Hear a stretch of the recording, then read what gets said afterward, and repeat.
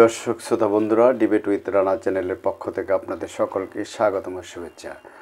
বন্ধুরা, বাংলাদেশের রাজনীতিতে প্রধানত দুটো দল ছিল, বাংলাদেশ আওয়ামী লীগ এবং বাংলাদেশ জাতীয়তাবাদী দল। আওয়ামী লীগ 5 আগস্ট স্বৈরতন্ত্রের তকমা লাগিয়ে ছাত্র জনতার ব্যাপক অভ্যুত্থান এর মধ্য দিয়ে বিদায় নিয়েছে। শেখ হাসিনা ভারতে পালিয়ে গেছেন। কিন্তু বিএনপি অর্থাৎ আওয়ামী লীগের যে ব্যাপক চাঁদাবাজি, দখলবাজি, খুন, গুম, লুট, ব্যাংক লুট, বিমালোক, বিদেশে টাকার পাচার, বিভিন্ন প্রতিষ্ঠান ধ্বংস, গণতন্ত্র ধ্বংস ইত্যাদির ব্যাপারে আওয়ামী লীগ যে পতনের পরও তাদের মধ্যে কোনো অনুশোচনা নাই। তারা তাদের রেজুমকে ভালো বলতে চাচ্ছে এবং তারা রাজনীতিতে ফিরে আসার প্রবল চেষ্টা করছে। যদিও ছাত্রলীগের মধ্যে নিষিদ্ধ হয়ে গেছে, আওয়ামী লীগ নিষিদ্ধ হবে কি না সেই ব্যাপারে বিতর্ক চলছে।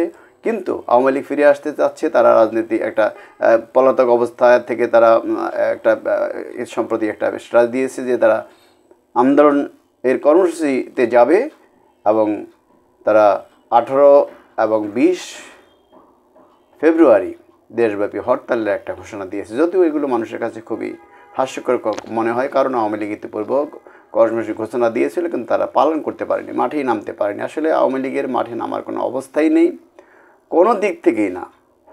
আগেই বলা হচ্ছিল ক্ষমতা থাকালীন যে পুলিশ ছাড়া আওয়ামী লীগ মাঠে টিকতে পারবে না, আর এখন তো সরকার পুলিশকেও আওয়ামী লীগের পক্ষে নেই। অতএব আর আওয়ামী লীগ বিশাল বড় বড় অভিযোগে তাদের বড় বড় নেতাগুলি গ্রেপ্তার, পলাতক, ছোটো ছোটো নেতারা দৌড়ের উপরে আছে তারা।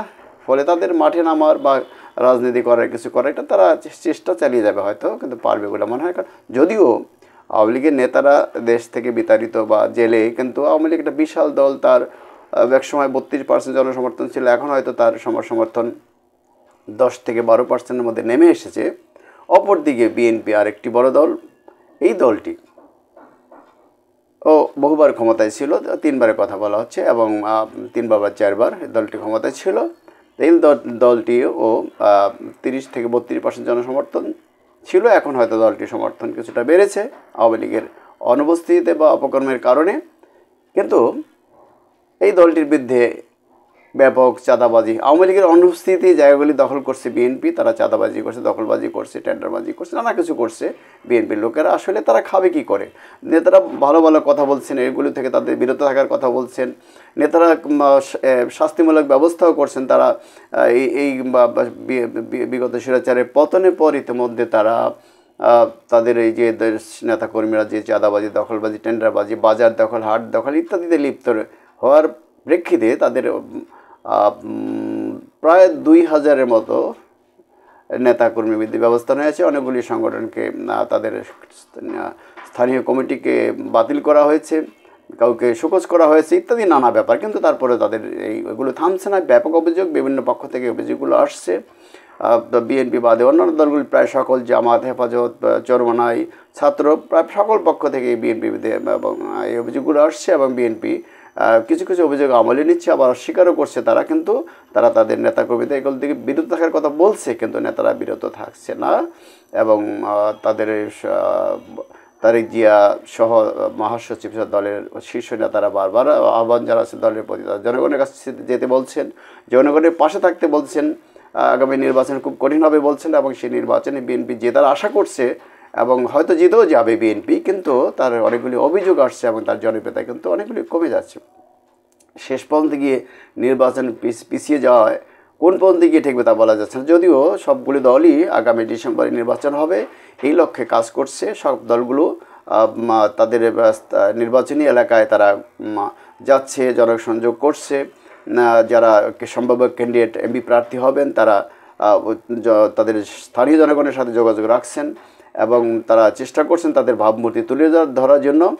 সেই লক্ষ্যে কিন্তু এই যে অভিযোগগুলো পরস্পরের বিরুদ্ধে কাদা ছোড়াছুড়িও আছে অনেকটা, এগুলো আওয়ামী লীগকে বরং মাঠে আসার ক্ষেত্রে বা যে আমাদের ভারতের সরকার, ভারতের মিডিয়া আমাদের বিরুদ্ধে যে অপপ্রচারগুলি চালাচ্ছে, হিন্দু কার্ড খেলছে, তারা আওয়ামী লীগ সেই সুযোগগুলি নিয়ে হয়তো তারা মাঠে আসার চেষ্টা করছে। বিএনপির বিরুদ্ধে আওয়ামী লীগের পক্ষে কাজ করার একটা অভিযোগ তোলার চেষ্টা করছে বিভিন্ন ইয়ের পক্ষ থেকে না, কিন্তু এটা এটা কতটা সত্য আমরা জানি না। কিন্তু যদি বিএনপি বলছে, মির্জা আব্বাস তো বলেই দিয়েছেন যে যদি বিএনপিকে আওয়ামী লীগের দিকে ঠেলে দেওয়ার চেষ্টা হচ্ছে, এটা যদি এরকম হয় যে জামাত, হেফাজত, চরমনায়, ছাত্র সবাই মিলে এই ইসলামপন্থী দলগুলো যদি বিএনপির বিরুদ্ধে অবস্থান গ্রহণ করে, অভিযোগে যেভাবে করছে তাতে তাই মনে হচ্ছে, তৎপরতা তাই মনে হচ্ছে। যদিও এটাকে কাউন্টার করার জন্য বিএনপি আবার ইসলামী শাসন আন্দোলনের আমিরের সাথে প্রধানের সাথে সাক্ষাৎ করেছেন বিএনপি মহাসচিব।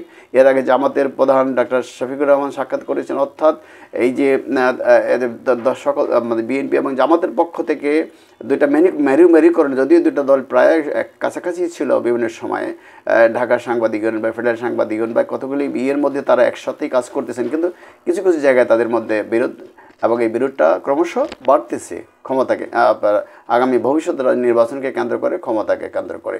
ফলে এটা কোন পর্যায়ে গড়াবে আমরা জানি না। তবে উভয় দল জোটের পক্ষ থেকেই সমমনাদের বা মানে বিরোধীদেরও কাছে টানার চেষ্টা চলছে, এবং এটা শেষ পর্যন্ত কোন দিকে যাবে আমরা জানছি না। তবে পাল্লা এখনও বিএনপির দিকে অনেকটাই ভারী, কারণ জামাতের জনপ্রিয়তা 7-8 থেকে সর্বোচ্চ 10%, এর বেশি হবে না। আর বিএনপির সেটা অনেক বেশি। বিএনপি আরও সমমনা দলগুলো আছে। বিএনপি যদিও 31 দফার ভিত্তিতে তারা নির্বাচনের পরবর্তীতে স্বৈরাচার বিরোধী আন্দোলনে থাকা দলগুলোকে নিয়ে জাতীয় সরকার গঠনের কথা বলছেন, এবং সেটা 31 দফা জনগণের দ্বার করে পৌঁছে দেওয়ার জন্য তারা অনেকদিন ধরেই কাজ করেন, এবং দ্রুত নির্বাচনের দাবিতেও তারা কাজ করছেন। এটা বিএনপির জন্য একটা ভালো দিক। আর খারাপ দিক হলে তাদের বিরুদ্ধে ব্যাপক দখলবাজি, চাঁদাবাজির অভিযোগ। আর এদিকে জামাত 71-এর তার ভূমিকার জন্য এখনও পর্যন্ত ক্ষমা চায়নি, বরং তারা নানান কথা বলে এটাকে পাশ কাটিয়ে যাওয়ার চেষ্টা করছে। তারা যে যুদ্ধাপরাধী ছিল, তারা যে এদেশের স্বাধীনতা সার্বভৌমত্বের বিরুদ্ধে পাকিস্তানিদের দোষর হিসেবে কাজ করেছে, রাজাকার আলবদর গঠন করেছে, সেটা তাদের বিরুদ্ধে আছে।